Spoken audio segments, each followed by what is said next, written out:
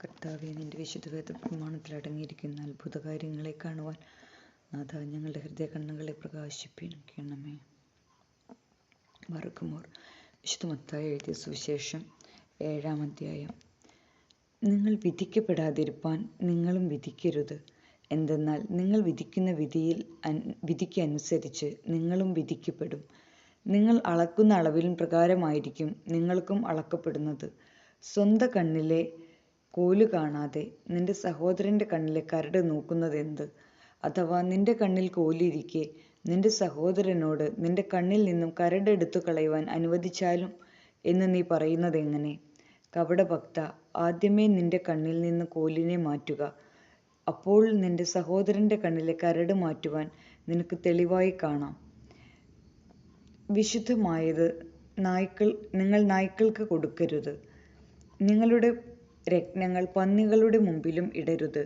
അവ പക്ഷേ കാലുകൾ കൊണ്ട് അവയെ ചവിട്ടുകയും തിരിഞ്ഞു നിങ്ങളെ പിച്ചു ചീന്തുകയും ചെയ്തേക്കാം. യാചിപ്പിൻ, നിങ്ങൾക്ക് ലഭിക്കും. അന്വേഷിപ്പിൻ, നിങ്ങൾ കണ്ടെത്തും. മുട്ടുവിൻ, നിങ്ങൾക്കായി തുറക്കപ്പെടും. എന്തെന്നാൽ യാചിക്കുന്ന ഏവനും ലഭിക്കുന്നു, അന്വേഷിക്കുന്നവൻ കണ്ടെത്തുന്നു, മുട്ടുന്നവനായി തുറക്കപ്പെടുകയും ചെയ്യുന്നു. സ്വപുത്രൻ അപ്പം ചോദിച്ചാൽ അവന് കല്ല് കൊടുക്കുന്നവനായി നിങ്ങളിൽ ആരുണ്ട്? മത്സ്യം ആവശ്യപ്പെട്ടാൽ പാമ്പിനെയാണോ കൊടുക്കുന്നത്? ദോഷികളായ നിങ്ങൾ പോലും സ്വന്തം മക്കൾക്ക് നല്ല ദാനങ്ങൾ കൊടുക്കുവാൻ അറിയുന്നുവെങ്കിൽ സ്വർഗസ്ഥനായ നിങ്ങളുടെ പിതാവ് തന്നോട് അപേക്ഷിക്കുന്നവർക്ക് നന്മകൾ എത്രയധികമായി കൊടുക്കും. മനുഷ്യർ നിങ്ങൾക്കായി ചെയ്യണമെന്ന് നിങ്ങൾ ആഗ്രഹിക്കുന്നതെല്ലാം അതുപോലെ നിങ്ങളും അവർക്കായി ചെയ്യണം. എന്തെന്നാൽ ഇതാകുന്നു ന്യായപ്രമാണവും പ്രവാചകന്മാരും. ഇടുക്കമുള്ള വാതിലിൽ കൂടി പ്രവേശിപ്പിൻ. എന്തെന്നാൽ നാശത്തിലേക്ക് നയിക്കുന്ന വാതിൽ വീതിയുള്ളതും വഴി വിശാലവുമാകുന്നു, അതിലൂടെ പോകുന്നവർ അനേകരാകുന്നു. ജീവനിലേക്ക് നയിക്കുന്ന വഴി ഞെരുക്കമുള്ളതും വാതിൽ ഇടുങ്ങിയതുമത്രേ, അതിനെ കണ്ടെത്തുന്നവരോ ചുരുക്കമത്രേ. നിങ്ങളുടെ അടുക്കൽ ആടുകളുടെ വേഷത്തിൽ വരുന്ന കള്ളപ്രവാചകന്മാരെ സൂക്ഷിച്ചു കൊള്ളണം. അകമേ അവർ കടിച്ചു കീറുന്ന ചെന്നായ്ക്കളാകുന്നു. അവരെ അവരുടെ ഫലങ്ങൾ കൊണ്ട് നിങ്ങൾ അറിഞ്ഞുകൊള്ളണം.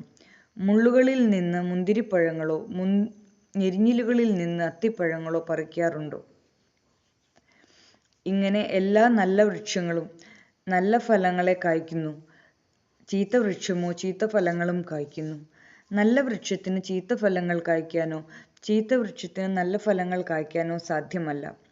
സൽഫലങ്ങൾ കായ്ക്കാത്ത വൃക്ഷമെല്ലാം വെട്ടപ്പെട്ട് അഗ്നിയിൽ വീഴുന്നു. ആകയാൽ അവയുടെ ഫലങ്ങളിൽ നിന്നും നിങ്ങൾ അവരെ തിരിച്ചറിഞ്ഞുകൊള്ളണം. എൻ്റെ കർത്താവേ, എൻ്റെ കർത്താവേ എന്ന് എന്നെ വിളിക്കുന്ന ഏവനുമല്ല, എന്നാലോ സ്വർഗസ്ഥനായ എൻ്റെ പിതാവിൻ്റെ ഇഷ്ടം ചെയ്യുന്നവനത്രേ സ്വർഗരാജ്യത്തിലേക്ക് പ്രവേശിക്കുന്നത്. ആ ദിവസം പലരും എന്നോട്, എൻ്റെ കർത്താവേ, എൻ്റെ കർത്താവേ, അങ്ങയുടെ നാമത്തിൽ ഞങ്ങൾ പ്രവചിക്കുകയും അങ്ങയുടെ നാമത്തിൽ ഞങ്ങൾ പിശാചുക്കളെ പുറത്താക്കുകയും അങ്ങയുടെ നാമത്തിൽ ഞങ്ങൾ വളരെയേറെ അത്ഭുതങ്ങൾ പ്രവർത്തിക്കുകയും ചെയ്തിട്ടില്ലയോ എന്ന് ചോദിക്കും. അപ്പോൾ ഞാൻ അവരോട്, അനീതി ചെയ്യുന്നവരെ, ഒരിക്കലും ഞാൻ നിങ്ങളെ അറിഞ്ഞിട്ടില്ല. എൻ്റെ അടുക്കൽ നിന്ന് ദൂരെ പോകുവിൻ എന്ന് തീർത്തു പറയും. ആകയാൽ എൻ്റെ ഈ വചനങ്ങൾ കേട്ട് അപ്രകാരം പ്രവർത്തിക്കുന്ന ഏവനും പാറമേൽ തൻ്റെ വീട് പണിത ബുദ്ധിമാനായ മനുഷ്യന് സദൃശ്യനായിരിക്കും.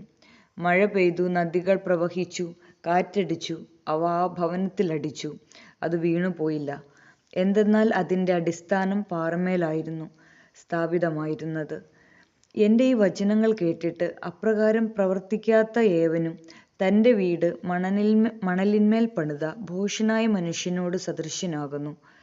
മഴ പെയ്തു, നദികൾ പ്രവഹിച്ചു, കാറ്റടിച്ചു, അവ ആ ഭവനത്തിന്മേൽ അടിച്ചു, അത് വീണുപോയി. അതിൻ്റെ വീഴ്ച വലുതായിരുന്നു.